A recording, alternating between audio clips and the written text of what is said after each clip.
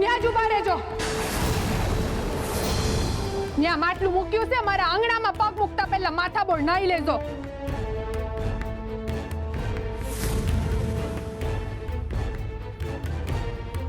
ભાભી, મને તમારા હંધાઈની ફિકર છે ને, એટલે જ મેં નક્કી કર્યું છે કે હું તમારા કોઈ પાસે નહીં આવું. તમારી બીક સાચી છે ને હું સમજું છું.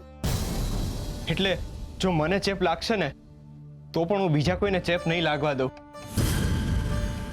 પણ ભગત, તમને ચેપ લાગે એનું હું કામ સામે ચાલીને આવી મુસીબતને ગળે લગાડો છો? તુલસી, આમ કોઈને તકલીફમાં જોઈએ ને એને મરવા રઝળતા મૂકી દે ને તો હરી દુખી થાય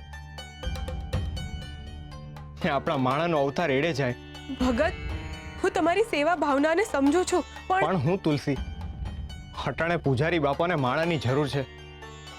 એ જે સમયે એમને આપણી સૌથી વધારે જરૂર છે એ સમયે આપણે એને તરછોડી કેમ દે? આપણે હાવ હરિના સંતાનો છીએ. શું આપણે મુસીબતમાં હોઈએ તો હરિ આપણને એમ જ છોડી દે છે? ના, તો આપણે પણ એમને ના છોડવા જોઈએ ને. હા, તો પૂજારી બાપા છે, મારે એમની પાસે રહેવું જોઈએ. એમને જરૂર છે. મને ખબર છે તમને હંધાઈને મારી ચિંતા છે, પણ મને પૂજારી બાપાની ચિંતા છે. જો એમને તકલીફમાં જોઉં ને હું મદદ ન કરું ને તો મારો જન્મારો એડે જાય. મારો હરી કોઈ દી મને એમનું નામ લેવાની પરવાનગી ન આપે. હું નાનપણથી જોઉં છું કે પૂજારી બાપા બહુ ગુસ્સાવાળા છે, પણ સામે મેં એ પણ જોયું છે કે જ્યારે કોઈને એમની મદદની જરૂર હોય છે ને ત્યારે એ ખડે પગે ઊભા રહ્યા છે. એમને ક્યારે પીઠ નથી દેખાડી. હવે આ સમય આપણો છે. ટાણું જ્યારે તકલીફનું હોય ને ત્યારે જ સાચી માણસાઈની ખબર પડે. સુખમાં તો હવ સાથે હોય, પણ દુઃખમાં જે સાથે હોય ને એ જ સાચો હરિનો માણસ છે. હું જાણું છું પૂજારી બાપાએ હંમેશા મને ધુતકાર્યો છે, તો પછી અટાણે હું કામ એમની મદદ કરવાનું વિચારું? પૂજારી બાપા ને મારો કૃષ્ણ હારે સંબંધ જ અલગ છે. કાંઈ નહીં તો એ સંબંધની શરમય મારે એમની પાસે રહેવું જોઈએ. હું તમારા હંધાઈની માફી માંગુ છું. માફ કરજો, પણ હું પૂજારી બાપાને તરછોડી નહીં શકું. ને હું તમને હંધાઈને બાંહેધરી આપું છું કે હું તમને કોઈને કઈ તકલીફ નહીં પડવા દઉં. એમાં અમને કઈ વાંધો નથી, પણ હું એક વાત કહી દઉં છું, હવેથી તમારે મારા ઘરની અંદર પગ નથી મૂકવાનો. મીઠી, તમે મને હુકમ કહો છો? સાંભળ્યું નહીં એમને હું કીધું? એમની જીદના કારણે હું મારો જીવ જોખમમાં નહીં મૂકું. હવે હું કોઈ કાળે એમને ઘરમાં નહીં રહેવા દઉં. એમને રહેવું હોય તો ઘરની બહાર આંગણામાં રહેશે.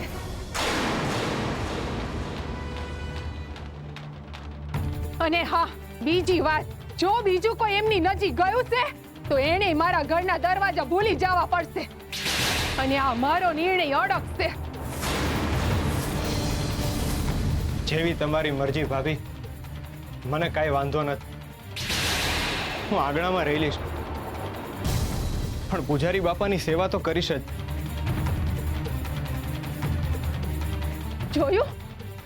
જોયું તમે કેટલા જિદ્દી છે આ? પોતાનો જીવ જોખમમાં મૂકીને સેવા કરવાના હું ભરખા છે અમને. આભાર કનત ભાભી, જી જરૂરી છે ને એ જ કરું છું. તમે લોકો કાંઈ ચિંતા ન કરો, નિરાતે ઘરે વયા જાઓ. હાલો, હું પૂજારી બાપા હાટુ ખીચડી બનાવવા જાઉં છું. હું ઘરે આવીને માથાબોળ નાઈ લઈશ. હાલો તે, જય શ્રી કૃષ્ણ.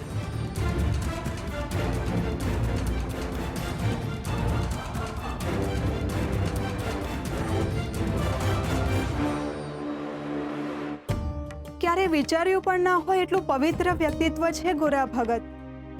પ્રેમ અને ભક્તિની મૂર્તિ છે આ માણસ. તમે ચિંતા ના કરતા તુલસી વહુ, આપણા ગોરા ઉપર હરિનો હાથ છે, એને કાંઈ નહીં થાય.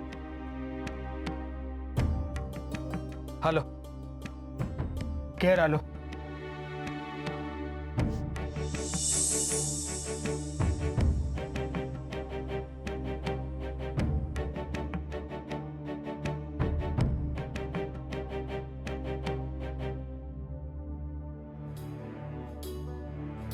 આ છોકરી કોણ છે?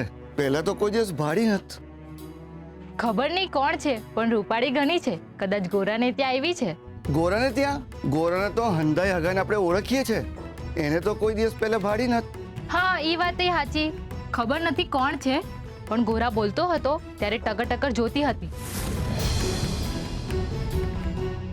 ને જો હજુ ત્યાં જ ઊભી છે, હલવાનું નામ જ નથી લેતી. જોયું તુલસી, કઈ સમજાણું? આવી સુંદરતા તો મુસીબતમાં જ પાડે.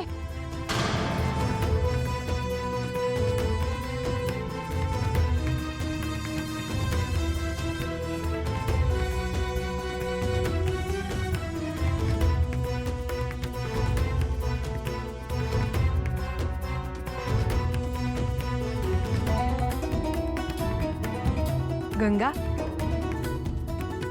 હાલ આપણે ઘરે જઈએ.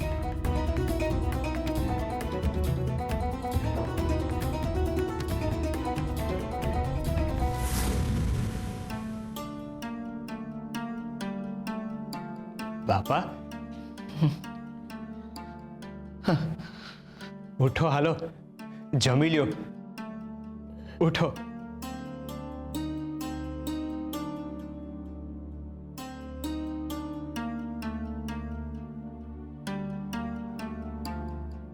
બાપા ખીચડી લઈ આવ્યો છું. એમ કહું છું બાપા, ખીચડી લઈ આવ્યો છું, જમી લ્યો, હાલો. બોલો હરે કૃષ્ણ. હરે કૃષ્ણ, હરે કૃષ્ણ. બાપા મોઢે લાગે એવી ખીચડી તો છે ને? અમૃત જેવી છે ખીચડી. હરિનું નામ લ્યો બાપા. સાંભળ્યું જો અન્નમાં પડશે ને તો અન્ન પ્રસાદ બની જાય. ખોરા છે? અરે વાહ, આ તો હારા ચિહ્નો છે. આજ હવારથી તમે બેભાન હતા ને જુઓ અટાણે ઓળખવાય માંડ્યા. રામ બોલો ભાઈ રામ, રામ બોલો ભાઈ રામ.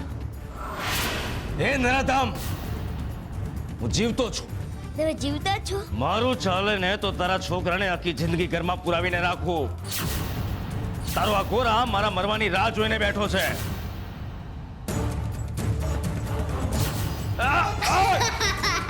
મારી ચોટલી ખેંચે છે. હે, આજથી તારી સજામાં વધારો. આખી રાત તારે અહીંયા બેસીને મારા પગ દબાવવા પડશે.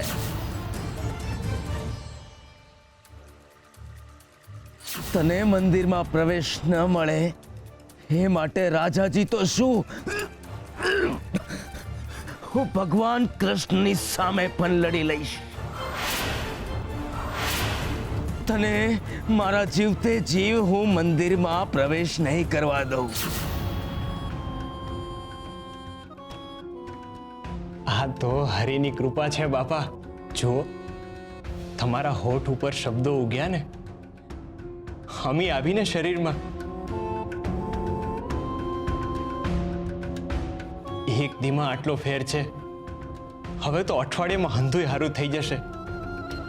હરી છે ને એ હંધુય હારું કરી દેશે. પછી તમે પહેલાની જેમ જ મંદિરમાં હરિની આરતી કરશો. લ્યો આ કોળીઓ ભરો ને બોલો હરે કૃષ્ણ, હરે કૃષ્ણ, હરે કૃષ્ણ, હરે કૃષ્ણ.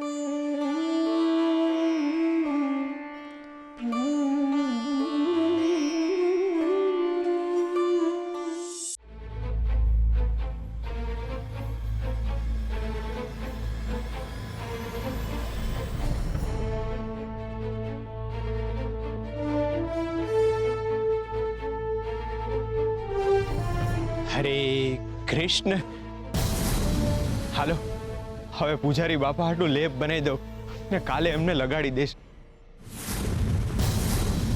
એટલે એમની પીડા ઓછી થાય ને એ જલ્દીથી હારા થઈ જાય. ન્યા જ ઉભા રહેજો.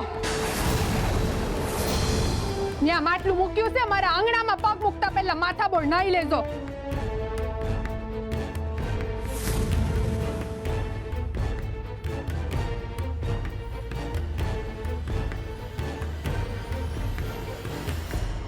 હવે તમારે ન્યા જ રહેવાનું, ખાવાનું, પીવાનું ને હુવાનું છે.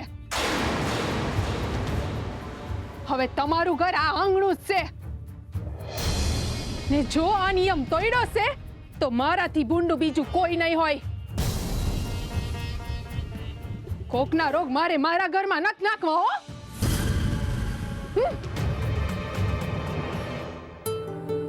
આમ તો તીખી ભાભી સાચા છે હો.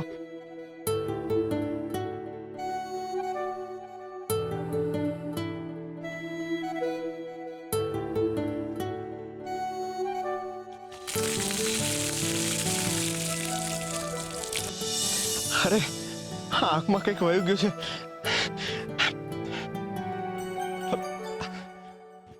પંચ્યું પંચ્યું ક્યાં ગયું?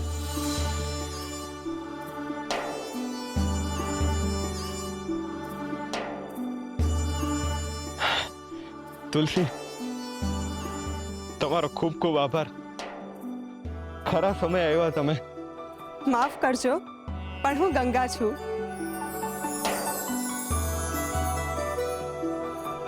અરે તમે? અમારી આંખોમાં કચરો વયો ગયો હતો ને એટલે મને બરાબર દેખાણું નહીં હો. કાંઈ વાંધો નહીં, થાય કોઈક વાર એવું.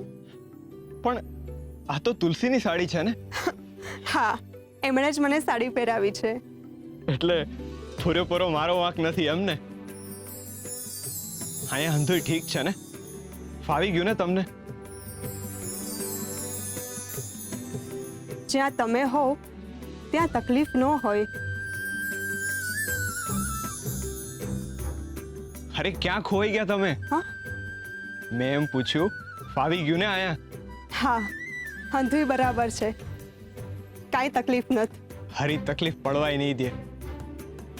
ને કઈ કામ હોય ને તો તુલસીને કહેજો. હા. હું અટાણે પૂજારી બાપા હાટું લેપ બનાવું છું.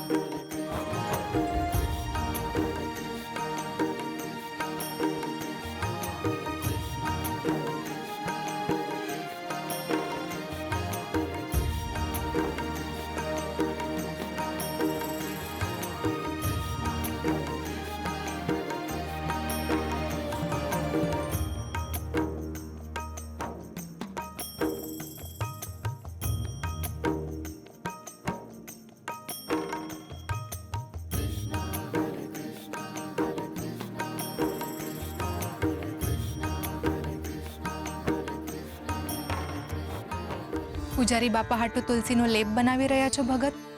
હા, બાપા કહેતા હતા રામબાણ ઈલાજ છે.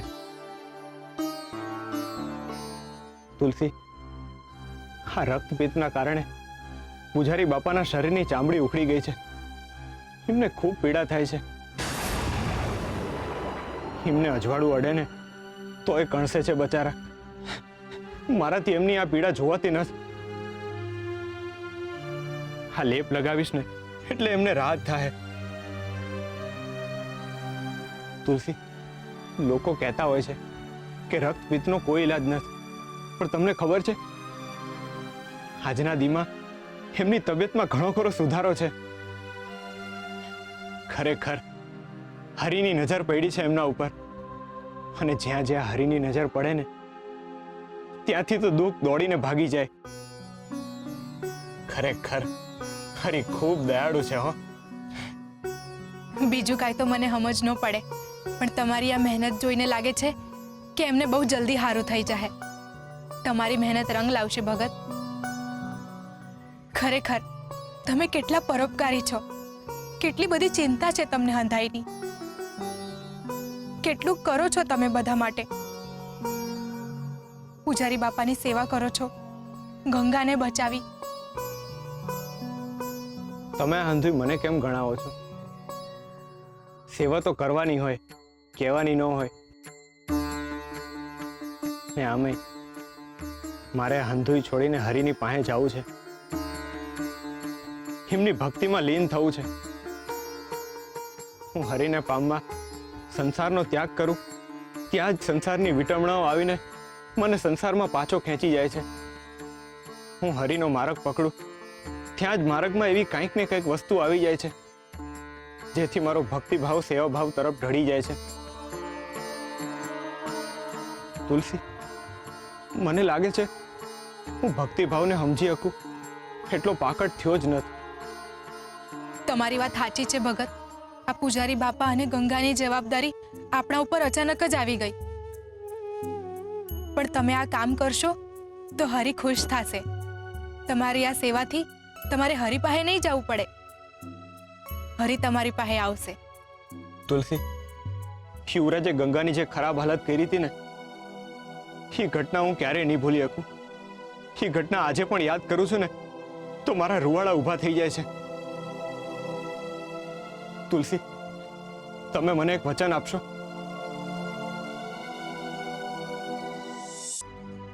તમે કઈ માંગો અને હું ના આપું એવું બને ભગત?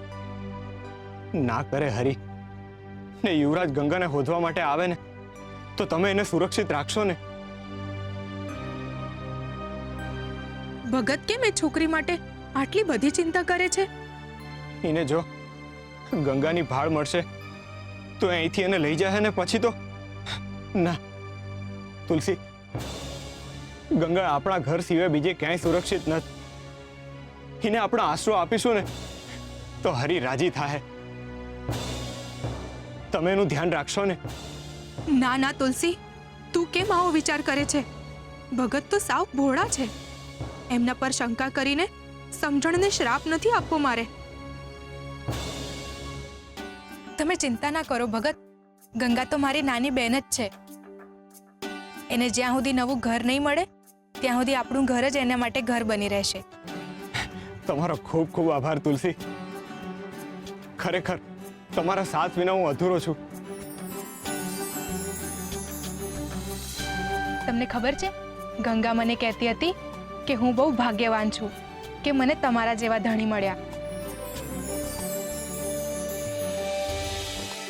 ભાગ્યના દરવાજા ખુલ્લા હોય ત્યારે જ એમાં તમારા જેવા ઈશ્વર બિરાજે ભગત. તમે તો મારા ભગત છો, મારા ધણી છો. એ મારા માટે ભાગ્યની નહીં, સૌભાગ્યની વાત છે.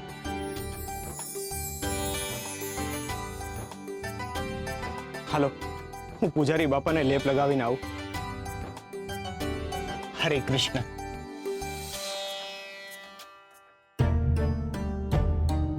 પારકાની માટે આટલી બધી ચિંતા ભગત. સેવા કરો પણ એમાં પ્રેમ ન ભૂલી જાઓ. હું તમારી સેવા કરવાનો અધિકાર માંગુ છું ભગત. તમે હંધાઈની સેવા કરો છો પણ મારી પાસેથી તમારી સેવા કરવાનો અધિકાર ન છીનવો. તમે હંધાઈના છો પણ હું તો તમારી છું. મારું શું ભગત?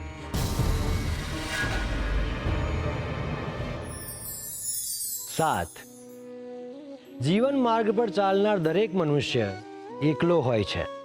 એને દિશા ચિંતનાર ઘણા મળી જાય છે, એને દીવા દાંડી પણ ઘણી મળી જાય છે, પરંતુ એને જરૂર હોય છે કોઈ એવું જે એની સાથે ચાલી શકે, માર્ગમાં એનો સાથી બની શકે, એનો સંગાથ બનીને જીવનના સુખ દુઃખનો ભાગીદાર બની શકે.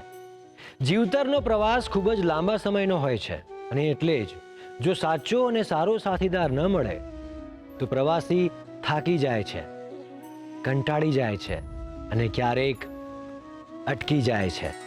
એવી જ રીતે જો સાચો અને સારો સાથીદાર મળી જાય તો એને ચાલવામાં જોમ આવે છે, એ પ્રવાસની મજા માણવા લાગે છે, એને ક્યાંય પહોંચવાની ઈચ્છા નથી રહેતી, બસ સતત ચાલ્યા કરવાની ઈચ્છા થાય છે.